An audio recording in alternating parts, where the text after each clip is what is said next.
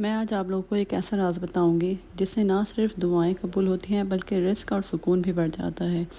کیا آپ جانتے ہیں کہ تہجد کے وقت استغفار کرنے سے اللہ تعالیٰ کتنا نوازتا ہے؟ اگر آپ جاننا چاہتے ہیں تو میری ویڈیو کو فل واچ کریے گا، میرے چینل کو سبسکرائب کر دیے گا، لائک کر دیے گا، شیئر کر دیے گا، بیل آئیکن کے بٹن کو پریس کر دیے گا تاکہ ہر آنے والی نئی ویڈیو آپ تک جلد سے جلد پہنچ جائے۔ بسم اللہ الرحمن الرحیم۔ السلام علیکم۔ بڑے کو ڈھیر سارا سلام، بچوں کو بہت بہت سارا پیار۔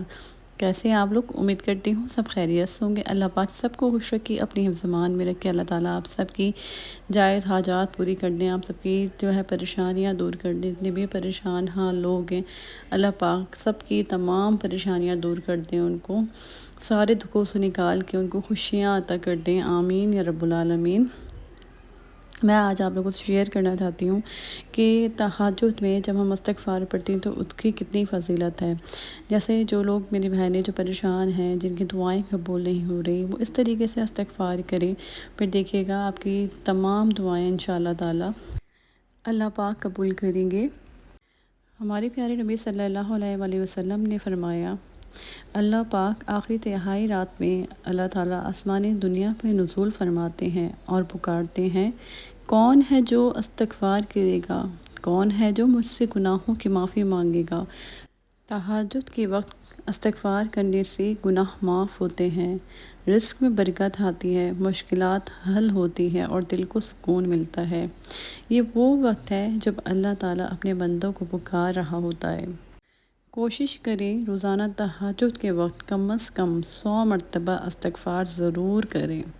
چھوٹی چھوٹی دعائیں بھی مانگیں اور اللہ تعالیٰ سے رو رو کر اپنے لیے جو بھی مانگنا چاہتے ہیں، جو بھی آپ کی حاجات ہے، جو بھی آپ کی پریشانی ہے، سب اللہ تعالیٰ کے سامنے رکھ دیں۔ اپنا دل کھول کے اللہ پاک کے سامنے رکھ دیں، کیونکہ اللہ تعالیٰ تو 70 ماؤں سے زیادہ محبت کرتا ہے نا، تو اللہ پاک سے ہمیں کیسی شرم، اللہ تعالیٰ سے ہمیں کیسی عاجزی۔ اللہ تعالیٰ تو سمجھ لیں اللہ پاک تو ہمارے دوست ہیں، ہم اللہ تعالیٰ سے اپنے ہر دل کی بات کر سکتے ہیں۔ تو تہجد کا وہ وقت ہوتا ہے جب سب سو رہے ہوتے ہیں اور کوئی سن نہیں رہا ہوتا، کوئی دیکھ نہیں رہا ہوتا، ہمارا تڑپنا، ہمارا رونا، کسی کو ہماری پکار جو ہے سنائی نہیں دیتی، صرف اللہ ہوتا ہے اور آپ ہوتے ہیں۔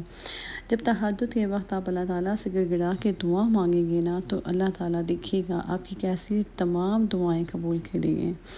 جب آپ استغفار کریں گے نا، تو دیکھیے گا اللہ تعالیٰ آپ کی کیسی دعائیں بھی قبول کریں گے اور آپ کے تمام گناہوں کو معاف کر دیں گے، کیونکہ اس وقت اللہ پاک بہت خوش ہوتے ہیں، کیونکہ بندہ جو ہے نیند میں سے بیدار ہو کے اللہ پاک کو پکارتا ہے، تو اللہ تعالیٰ بہت خوش ہوتے ہیں اور وہ کہتے ہیں جو مانگنا چاہتا ہے مجھ سے مانگ۔ اگر آپ چاہتے ہیں کہ آپ کی زندگی میں سکون ہو، برکتیں ہوں، رحمتیں بھر جائیں، تو تہجد میں استغفار کو اپنی عادت بنائیں۔ تہجد میں استغفار کی بہت فضیلتیں قرآن پاک میں بیان کی گئی ہیں۔ یہ وقت ایسا ہے جب اللہ تعالیٰ کی رحمت، خاص رحمت اللہ تعالیٰ کی اپنے بندے پر نازل ہوتی ہے۔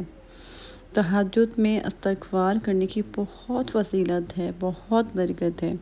ہمارا رب ہمیں پہلے آسمان پہ آ کے پکار رہا ہوتا ہے اس وقت، اور اس وقت ہم سو رہے ہوتے ہیں۔ جو شخص استغفار کو لازم پکڑ لیتا ہے، اللہ تعالیٰ اس کے لیے ہر تنگی سے نکلنے کا راستہ بنا دیتے ہیں، اسے وہاں سے رزق عطا کرتے ہیں جہاں سے وہ گمان بھی نہیں کرتا۔ تہجد کے وقت استغفار کرنے سے خاص طور پر رزق میں برکت نصیب ہوتی ہے، دعائیں قبول ہوتی ہیں۔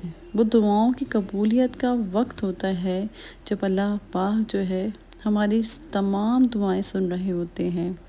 جو بھی دعا استغفار کے ساتھ کی جائے، زیادہ امکان ہے کہ اللہ اسے قبول فرمائے۔ تہجد میں استغفار دل کو سکون، غم سے نجات اور ایمان میں مضبوطی دیتا ہے۔ ہمارے پیارے نبی حضرت محمد صلی اللہ علیہ وآلہ وسلم نے فرمایا، رات کو اٹھ کر نماز پڑھنا تم سے پہلے کے لوگوں کی عادت تھی۔ یہ اللہ کا قرب گناہوں سے روکنے، گناہوں کا کفارہ اور جسم سے بیماریوں کو دور کرنے والا عمل ہے۔ تہجد کے وقت استغفار کرنے والا نہ صرف دنیاوی مشکلات سے بچتا ہے بلکہ آخرت میں بھی جنت کا مستحق ہوگا۔ امام حسن بصری رحمۃ اللہ علیہ کے پاس ایک شخص آیا اور شکایت کی۔ پہلا شخص: حضرت، میری زمین خشک ہو گئی ہے، بارش نہیں ہو رہی، دعا کیجیے۔ امام حسن بصری نے فرمایا، استغفار پڑھو۔ کچھ دیر بعد دوسرا شخص آیا اور کہا، حضرت، میں غریب ہوں، روزی تنگ ہے۔ آپ نے پھر فرمایا، استغفار پڑھو۔ تیسرا شخص آیا اور کہا، حضرت، میری اولاد نہیں ہو رہی، دعا کیجیے۔ آپ نے فرمایا، استغفار پڑھو۔ لوگوں نے پوچھا، حضرت، آپ ہر مسئلے کا حل ایک ہی بتاتے ہیں کہ استغفار پڑھو۔ امام حسن بصری نے جواب دیا، میں نے سورہ نوح میں پڑھا ہے، اللہ پاک فرماتے ہیں، استغفار کرو گے تو بارش ملے گی، استغفار پڑھو گے تو رزق میں اضافہ ہوگا، تمہیں بیٹوں سے نوازا جائے گا، باغات اور لہریں عطا ہوں گی۔ ہر مشکل کا حل، چاہے وہ غربت ہو، بارش کی کمی ہو یا اولاد کی خواہش، سب کا علاج ہے استغفار۔ چلیں میں آپ سے ایک اور اسلامی سٹوری شیئر کرتی ہوں تاکہ آپ کو اور موٹیویشن ملے۔ حضرت عبداللہ بن عباس رضی اللہ تعالیٰ عنہ فرماتے ہیں، ایک آدمی حضرت عمر بن خطاب رضی اللہ تعالیٰ عنہ کے پاس آیا اور کہا، اے امیر المومنین، میں بہت گناہ گار ہوں، اللہ میری بخشش نہیں کرے گا۔ حضرت عمر رضی اللہ تعالیٰ عنہ نے فرمایا، اللہ کی رحمت سے مایوس مت ہو، استغفار کرو، کیونکہ اللہ تعالیٰ نے قرآن میں فرمایا ہے، یقیناً اللہ سارے گناہ معاف کر دے گا۔ وہ شخص کہنے لگا، لیکن میرے گناہ بہت زیادہ ہیں۔ حضرت عمر رضی اللہ تعالیٰ عنہ نے فرمایا، اللہ کی مغفرت تیرے گناہوں سے کہیں زیادہ بڑی ہے، استغفار کو لازم پکڑ لو، اللہ تیرے سارے گناہ مٹا دے گا۔ کوئی بھی گناہ کتنا ہی بڑا کیوں نہ ہو، استغفار سے مٹایا جا سکتا ہے۔ مایوسی شیطان کی طرف سے ہے، اللہ کی رحمت سے کبھی مایوس نہیں ہونا چاہیے۔ اسی بات کے اوپر میں آپ لوگوں سے ایک اور بات شیئر کرتی ہوں کہ میری بہن ہمیشہ مجھے کامنٹ کرتی ہیں، وہ کہتی ہے میرے ہسبینڈ مجھے لینے نہیں آ رہے، تو وہ بہت زیادہ مایوس ہو جاتی ہیں۔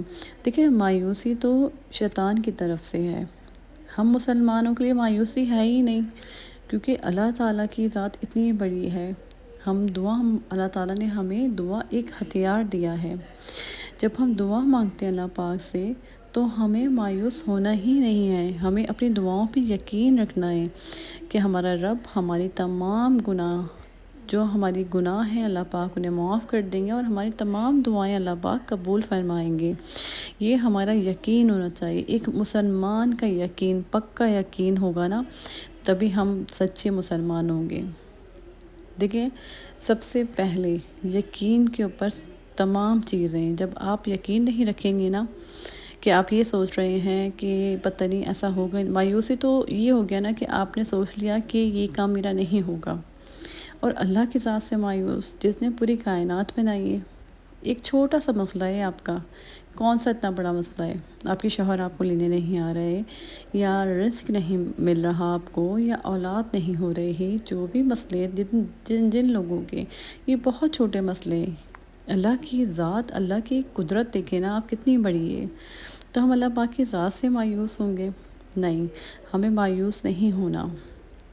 جیسے میں نے آپ لوگوں کو کہا کہ آپ نے استغفار پڑھنا ہے، اور تہجد کی نماز میں چاہے آپ 100 بار پڑھیں، چاہے 200 بار پڑھیں، تہجد کی نماز میں آپ جب تہجد کی نماز کی تسبیح پڑھتے ہیں نا، اب اس کے اندر استغفار پڑھیں، اپنے اوپر لازم کر لیں۔ جیسے جو بھی پریشانی ہے، ایک میری بہن مجھے بہت کامنٹس کر رہی ہے کہ اس کو شاید ڈپریشن ہے، اس کو کوئی خوشی محسوس نہیں ہوتی، وہ مجھے کہتی ہے مجھے کوئی خوشی محسوس نہیں ہوتی۔ تو دیکھو، تہجد کی نماز پڑھو، استغفار پڑھو۔ تہجد کی نماز اگر نہیں پڑھی جا رہی نا، طبیعت زیادہ خراب ہے، نہیں پڑھی جا رہی، دل بہت بوجھل ہے، تو چلتے پھرتے استغفار پڑھو، درود ابراہیمی پڑھو۔ دل میں جو مایوسی ہے نا، دل میں جو بوجھل پن ہے، یہ شیطان کی طرف سے ہوتا ہے۔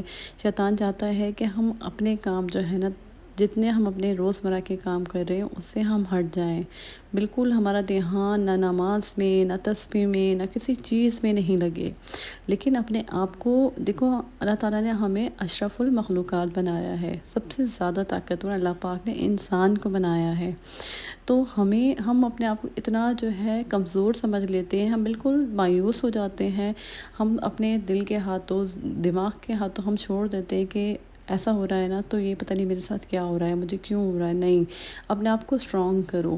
ہم کس طریقے سے طاقتور ہو سکتے ہیں؟ اللہ تعالیٰ کے کلام سے، استغفار پڑھا کرو چلتے پھرتے، پھر تم دیکھنا بالکل تمہارے جو ڈپریشن، انگزائٹی ہے، جو بھی، تم اس سے باہر نکل جاؤ گی۔ ایک تسبیح درود ابراہیمی کی لازمی پڑھا کرو۔ وہ مجھے ہمیشہ کہتی ہے آپ مجھے بتائیں، کچھ بتائیں پڑھنے کے لیے، درود ابراہیمی پڑھو۔ اگر ایک تسبیح نہیں پڑھ سکتی، جتنی بار استغفار پڑھ سکتی ہو، جتنی بار بھی درود ابراہیمی پڑھ سکتی ہو تو وہ پڑھو۔ دیکھیں ہم سب جو ہے، ہم سب کسی نہ کسی پریشانی میں مبتلا ہیں، کوئی نہ کوئی پریشانی اللہ تعالیٰ نے، حالانکہ اللہ تعالیٰ کی طرف سے نہیں ہوتی، اللہ تعالیٰ نے جن کو سکون بھی ہے، سکون میں بھی رکھا ہے نا، جن کے پاس سب کچھ بھی ہے، وہ بھی سوچتے ہیں کہ نہیں ہم بے سکون ہیں، ہمارے اندر سکون نہیں ہے۔ اللہ تعالیٰ کا شکر ادا کرنا سیکھیں، لاکھ لاکھ کروڑ کروڑ شکر ادا کریں، بیمار بھی ہے نا تب بھی شکر ادا کریں ان لوگوں کو دیکھ کے جو آپ سے زیادہ تکلیف میں ہیں، جو آپ سے زیادہ پریشان ہیں۔